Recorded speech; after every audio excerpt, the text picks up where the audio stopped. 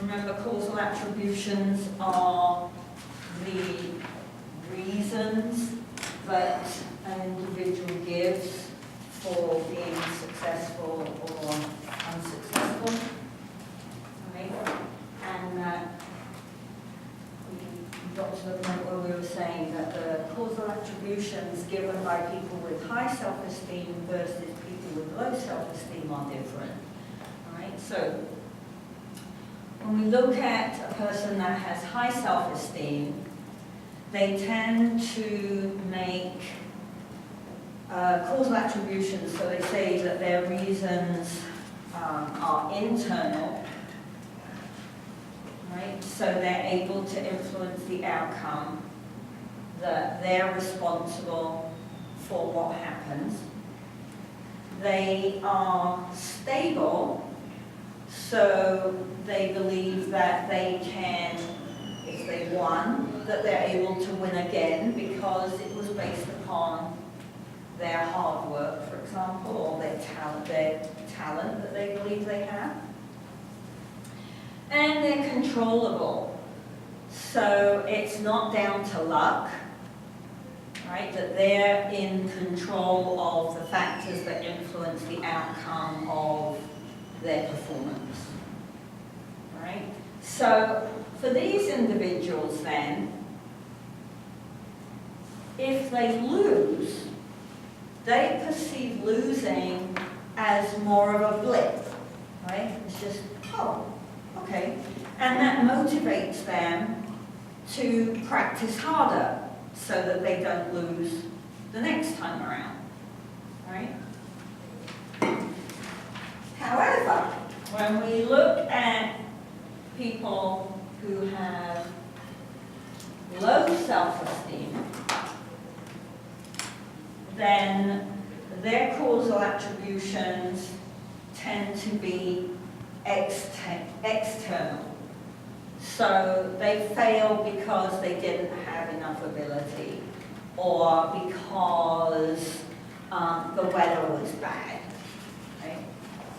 They're unstable, so they don't believe they can repeat a good outcome. Right? And they're uncontrollable because they think that they were lucky, or the task was too easy, and so it wasn't down to them. Right?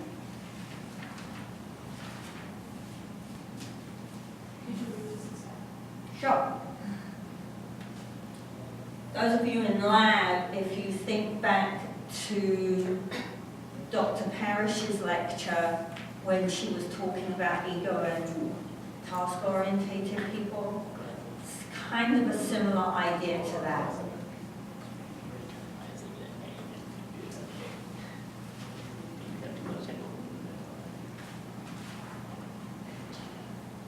Very good. All right.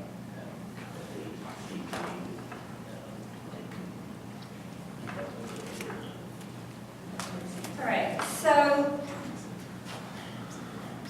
if we look at different age groups, children with high self-esteem give these internal, controllable, stable reasons.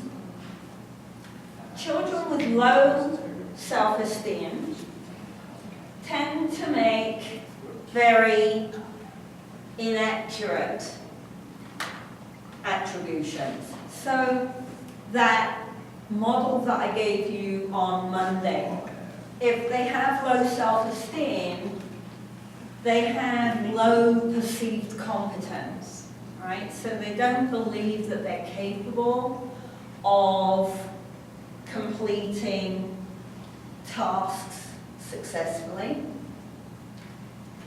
right?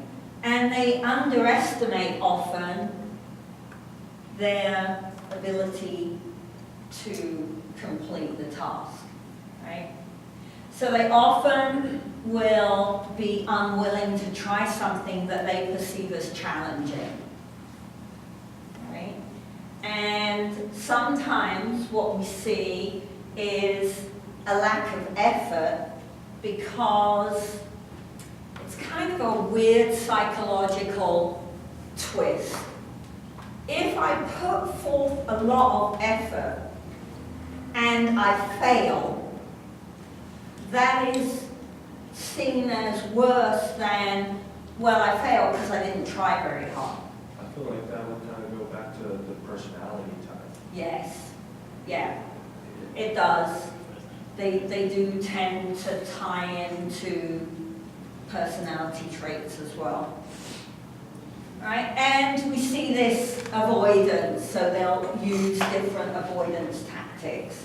And often we will observe learned helplessness. So learned helplessness is, I can't do it unless you help me. Right? The only way I can do it is if you help me. And that's a learned behavior, often because teachers or parents give too much support and don't allow the child to be autonomous and independent enough. All right? So the nice thing when you look at the children, though, and young teenagers, is that we're able to retrain children who have low self-esteem. So parents and teachers can intercede, and we can create good learning environments where they have an opportunity to be successful, and maybe the task they're doing is a little bit easier, but it's the success that counts, because then I can make the task a little bit harder. Right? Every time they're successful, I can up the ante a little bit and get them to try again. The failing is the thing that demotivates people and says, well, I'm just not going to try because I can't do this.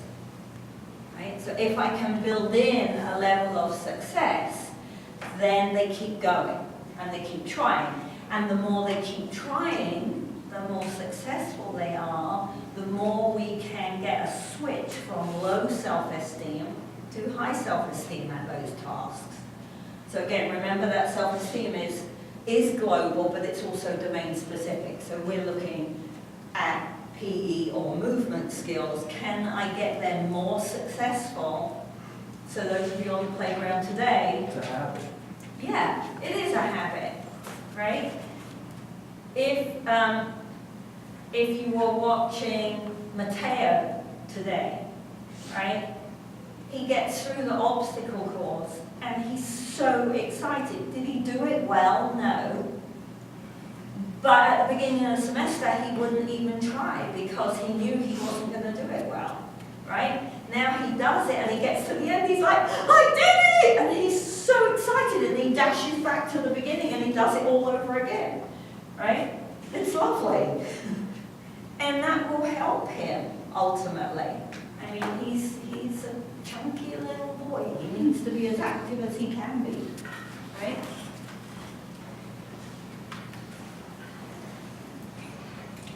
So, I have a note to look at. Figure here, let me see what I was talking about.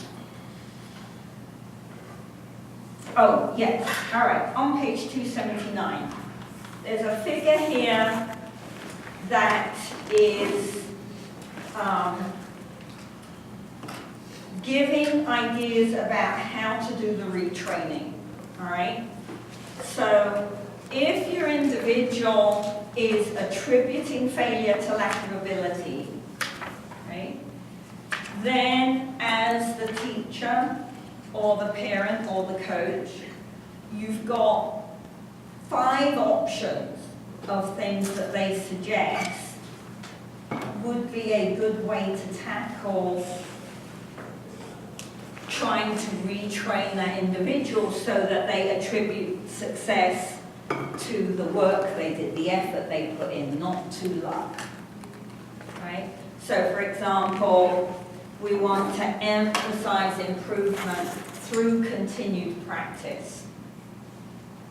Right? So we've got to keep practicing. Try it again. if we kick the ball at the goal and we miss, let's run and get the ball and have another go, right? It's not a big disaster because I missed, let's just give it another go, okay? So, I would add, as an aside, it's exactly the same in class, right? Success is linked to effort and time, and not passing a class isn't a big disaster. It just means run down, start again, do it again, right? Try harder, practice more.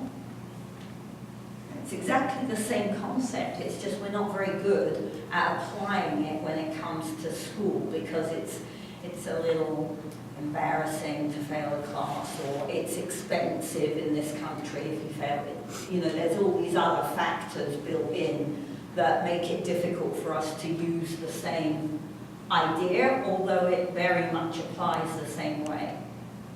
Right? We just don't tend to think about it that way here. All right, so. Oh, there it is.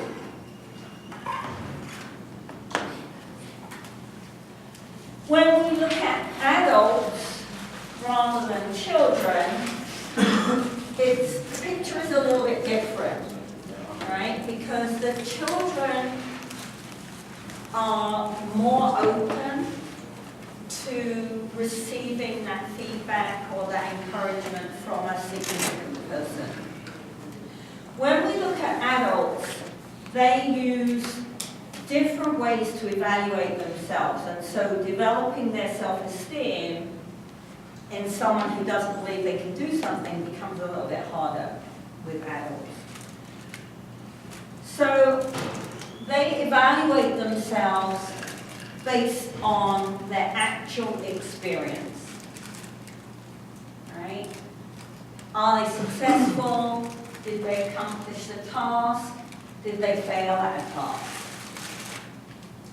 They also will use vicarious experiences, so observing models of people that they consider are somewhat equivalent, that they can compare themselves to appropriately. So that can become a problem when we look at the elderly population because we don't see a lot of modeling of elderly people, you know. Even 50 plus, there are senior Olympics every Olympic cycle, but we don't see the senior Olympics on the television, right? I say tennis because this is what I know, but I'm sure other sports do it. All the major tennis tournaments have a senior tennis tournament, but you very rarely see those games on the TV. Okay? So it's like when you get to 40, you're supposed to sit in a chair and just go away for the rest of the time. There's nothing, you know, there's nothing to show that you're able to keep going. Depending upon the individual, one of the lesser evaluations is receiving verbal persuasion from others. That's a much weaker influence when we look at adults, right? If I put a party dress on and I look in the mirror and I go, oh my God, that's awful, right? And my partner comes in and goes, wow, Sarah, that looks really nice. And I'm going, no, it doesn't. It looks awful. I have to go change, right? Because we're less willing to accept someone else's opinion as we get older. Right? And then their physiological state is going to make a difference. The older we get, the more important the physiological state is. I know if I've got arthritis in my hip, I'm not going to be as good at playing tennis as someone who doesn't have arthritis in their hip, right? So it's more tricky, a lot more tricky, to improve self-esteem and change these causal attributions with an adult group than it is with children, right? It's another reason why we've got to do more with the kids. We've got to get them moving earlier, and we've got to promote PE and physical activity, not get rid of it, right? So the kind of key point is we can change self-esteem across the lifespan. We can improve it. It gets harder as they get older, but we can. Or we can knock it back and tell them, you know what, you're 80. Why are you even trying this? Right?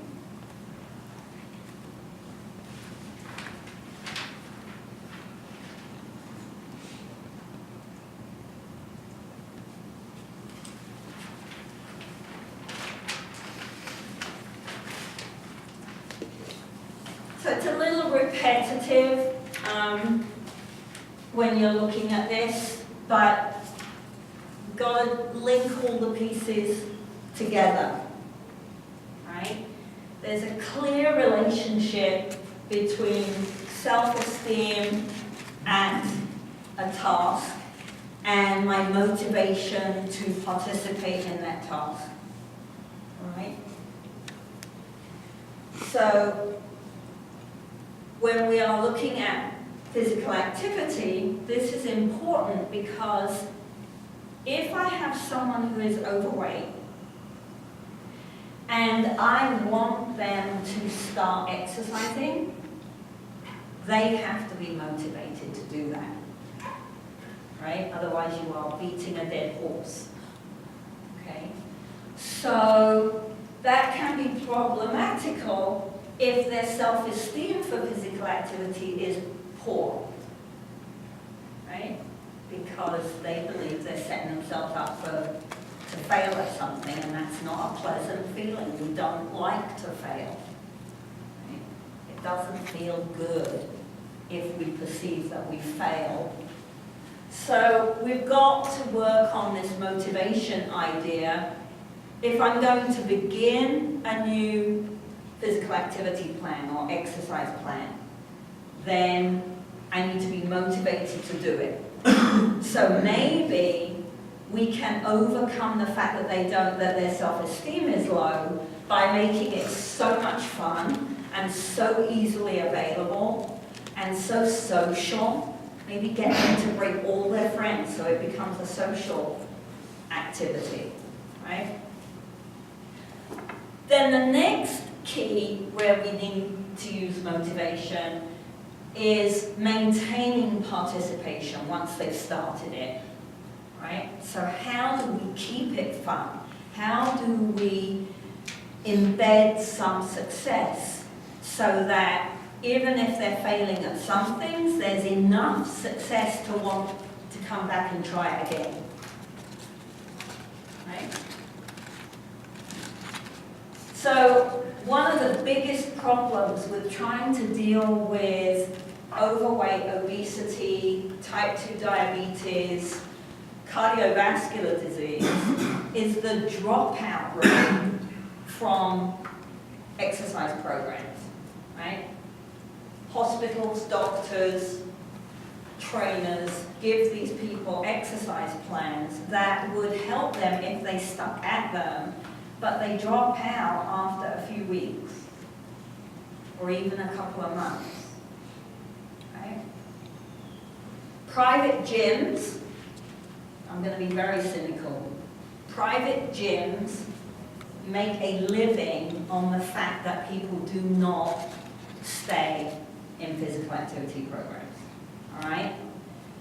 Because they will sell you a month's subscription to the gym or a year's subscription to the gym. You pay up front and you have access to the gym for a year. They know that you're quitting after 4 or 5 weeks. They've got your money, now they can sell that space again, right? If everybody who paid to join the gym turned up in the gym, they would have to build a gym 4 times bigger to hold everybody, right? So they rely on the fact that attrition from physical activity programs is very high.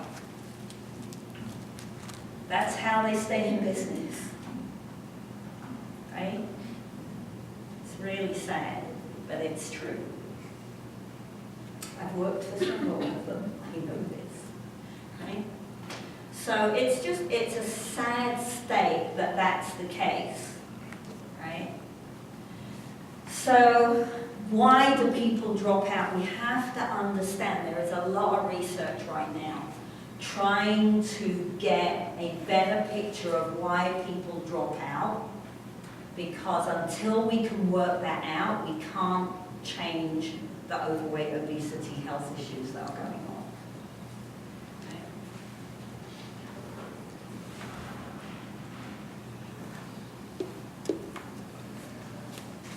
So what we need is people to persist, to keep coming back. Right? What are the factors? If I'm the physical therapist, or if I'm the coach, or if I'm the personal trainer, what are the factors that I can control to motivate that person to persist, to come back? Right? I have to be able to identify the things I can control versus the things I can't control. I can't control if they lose their job and they can't afford to pay me my fee to come and personal train with me, right? I can't do that. I can control making their training session fun, right, and challenging, and helping them to set appropriate goals that they can achieve, not set a goal that they're never going to get.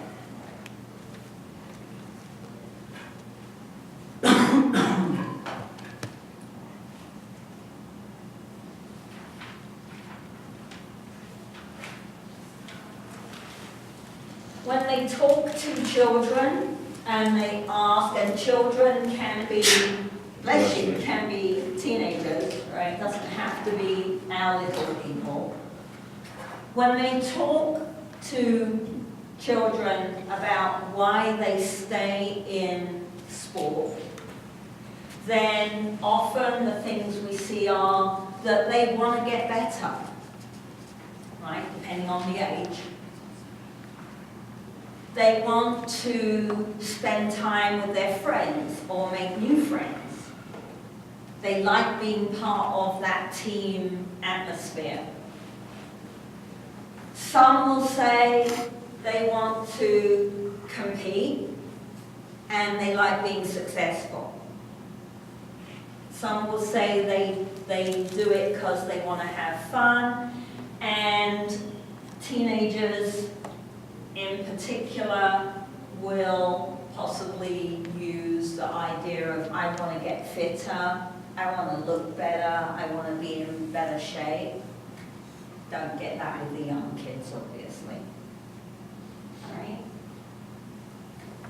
So when we split children into girls and boys, what do you think out of that list is the number one reason on average that the boys give for persistence? To compete, right? What do you think the number one reason for the girls on average? I think it's close, actually have fun, but I think it probably depends which age group, right? So, remember, children who perceive themselves as competent have more intrinsic motivation to participate in something, right? Membership of a subgroup can be motivating. So am I an elite athlete or am I a recreational athlete? Because we identify differently, right? In my sport, the recreational athletes don't train with the elite athletes. They may be in the gym at the same time, but they're not on the equipment that the elite athletes are on, right? So they get to see them, but they're very definitely, I'm a rec athlete, you know, and that's okay for them. We have to think about internal and external motivation. One of the problems right now is that everybody has to win, right? So everybody has to get a medal or a cup or a certificate. This is insane. This is not real world. That is not what happens when you go out to work. Right? So why are we teaching children that everybody has to win? Right? Everybody has to be successful, because that's not how things work in the real world. Not even in the animal kingdom. Quite, we're doing them quite a disservice by making everybody a winner. It's a very bad idea, this extrinsic motivation. When you take the extrinsic motivation away, there's no reason to continue now. Right? So, some of the reasons for dropping out. All right? And these are relatively negative, and some of them, in reality, only a small number of children would say, right? So dislike of the coach. So something negative has happened in relation to that coach, and they drop out because they don't like the coach. Again, very small number really when you look at the entire population. Lack of playing time. So, are you the coach that only plays your best players? Or do you allow everybody on the bench to have a go? Right? Too much pressure. So too much pressure could be from the parents, or could be from the coach or the teacher. Too much time required. So they want to spend time with their friends, they've got schoolwork to do, right? Mum and dad are nagging them to spend some time with the family, and they're supposed to go and do sport at the same time, right? For some kids it's just too much, and sport is the thing that goes. Okay. Overemphasis on winning. Winning. It's not the winning, it's the effort. Right? The winning is somewhat out of your control. Because if you come up against someone who's better, you can't make them worse. You can only do the best you can. If they're better than you, you can't win. Right? It's, I mean, winning shouldn't be the goal. It's silly. Because you're not in control of that. Right? Lack of fun, lack of progress, lack of success, all these kind of negative ideas. Right? It is important to look out for the kids who are giving off negative vibes, right? They're not enjoying this very much, because if we do it really badly, we could push them into a life of sedentary behavior, because the whole idea of sport is just like, well, that is just nasty. Right? It wasn't fun, the coach was mean, I got embarrassed all the time, there's no positive, right?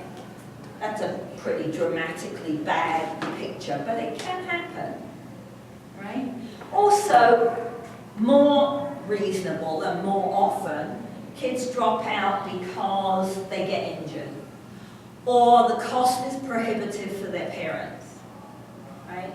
Or, and this is something the research doesn't really pick out, what if they were playing football, but they switched to playing basketball? Then they count as a dropout from football, but the research doesn't pick up the fact that they didn't drop out of sport, they just switched sports, right? So you've got to be a little bit careful when you're reading the research. Okay? It is difficult to identify whether they changed activities or whether they dropped out of physical activity altogether. Okay? For some, particularly when you look at teenagers, they want to get a job because they want to have enough money to be able to go to and see a film with their friends at the weekend, or buy a new pair of running shoes, or right. So there are always other reasons. These are the kind of negative, bad things that we've got something we can do about this. We can make sure this is not happening in our environment when we're in charge.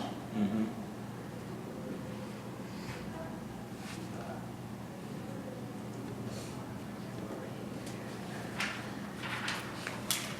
Oh, my adult participation. You can read that bit. We know this because we've done this.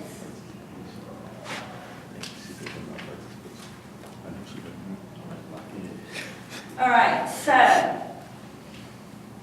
adult activity levels then, adult participation.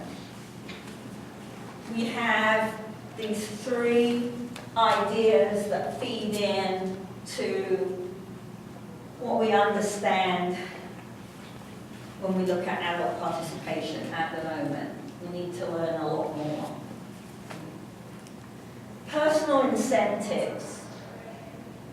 So, personal incentives might be my health, right? We have a friend at the moment who just was diagnosed with type 2 diabetes, and he has ramped up his walking and aerobic exercise to try to manage his diabetes, right?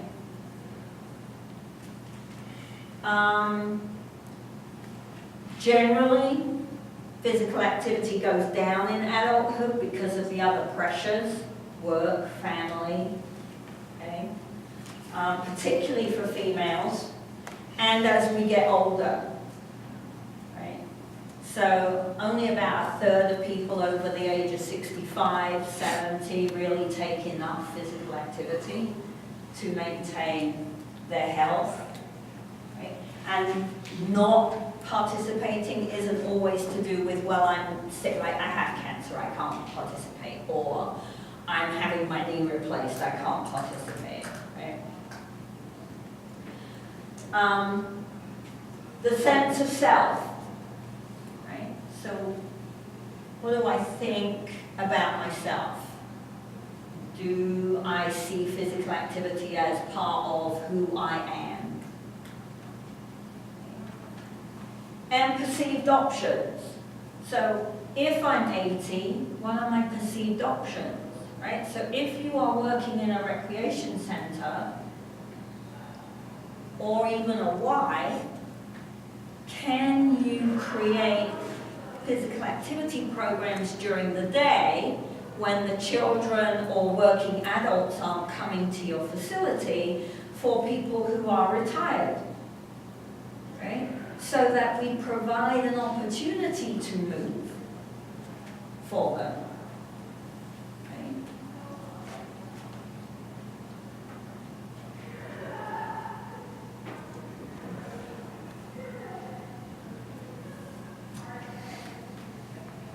Where's my list? Okay. Sorry, as I said, this is not the right version of this because I lost my thumb. So, personal incentives, I might want to be mastery.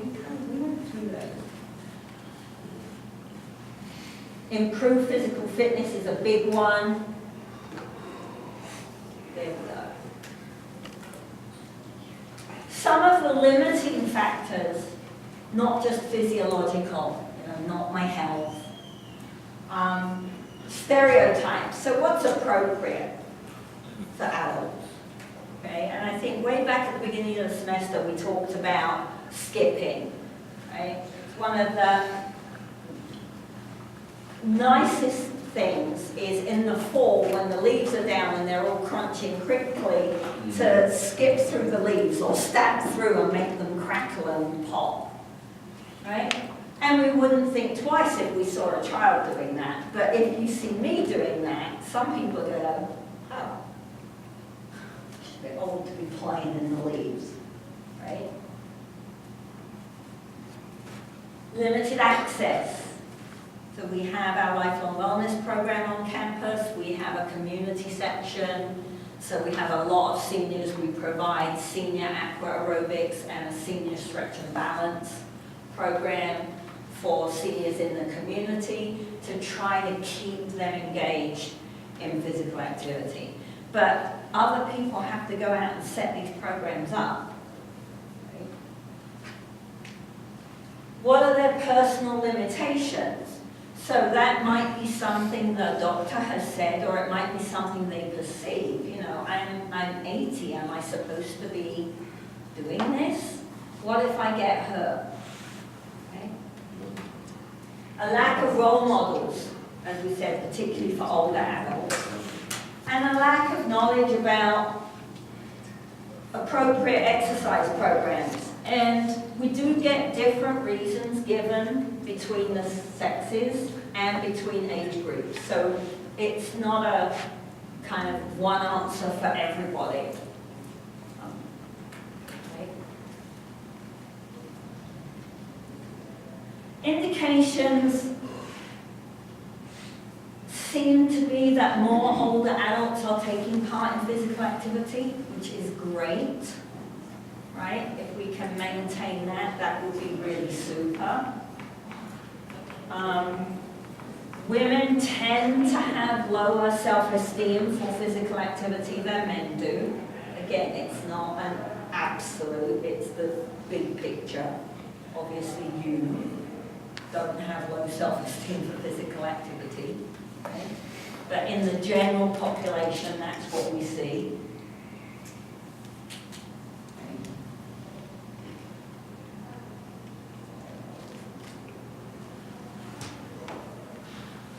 So we know physical activity is beneficial for everybody, but for people to participate, they have to be motivated to participate, even if they don't identify it as motivation, right? If they just go, oh, well, of course I'm going to go play racquetball because all my friends are going to be there, right?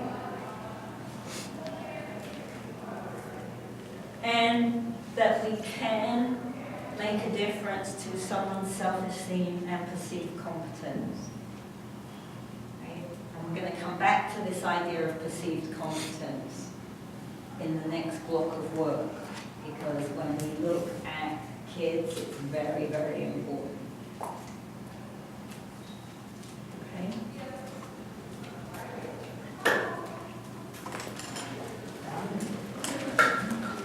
So Friday, review. Monday exam. Some of you are asking me to flip around things. Let me know I need it.